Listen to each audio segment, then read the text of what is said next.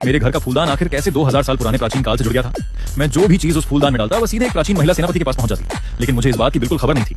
मुझे तो बस यही लगता था कि घर का फूलदान कोई जादुई खजाना बन गया है, इसलिए मैं उसे तरह तरह की चीजों से भरने लगा। सबसे पहले मैंने पानी की पाइप उठाई और फूलदान में भरपूर पानी डाल दिया।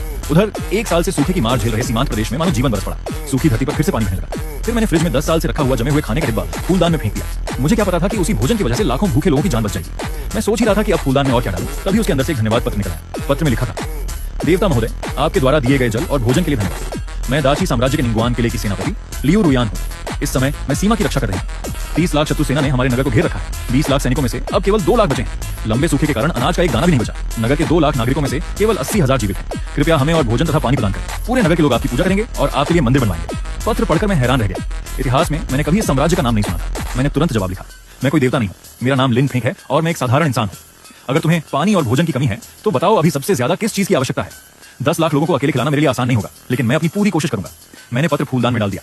उधर लियू रुयान ने जैसे ही मेरा उत्तर पढ़ा उसकी आंखें खुशी से भर आईं। देवता ने जवाब दिया है, नगर के लोग बच जाएंगे। उसने तुरंत लिखा, इस समय हमें सबसे अधिक पानी और भोजन की आवश्यकता है। पत्र पढ़कर मैं सोच में पड़ गया। हालांकि मैं एक अमीर परिवार से था, लेकिन माता पिता की अधिकांश संपत्ति अचल संपत्ति के रूप में थी। टैक्स चुकाने के बाद मेरे खाते में केवल 30 लाख युआन बचे थे। इतने लोगों के भोजन की व्यवस्था करना कोई छोटी बात नहीं थी।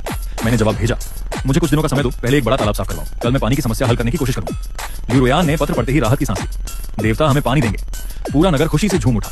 उधर मैं रात भर ऑनलाइन खरीदारी करता रहा। 50-50 हजार सफेद बन, प्याज वाले पराठे, लाखों पैकेट नूडल्स, सूखी सब्जियां, 20 लाख किलो चावल, सैकड़ों डिब्बे तेल, नमक, अचार और तरह तरह का मांस खरीद डाला। कुल मिलाकर लगभग 18 लाख युआन खर्च हो गए। यह राशन 10 लाख लोगों को लगभग 20 दिन तक जीवित रखने के लिए काफी था। हालांकि मेरा बैंक बैलेंस आधे से भी कम रह गया था।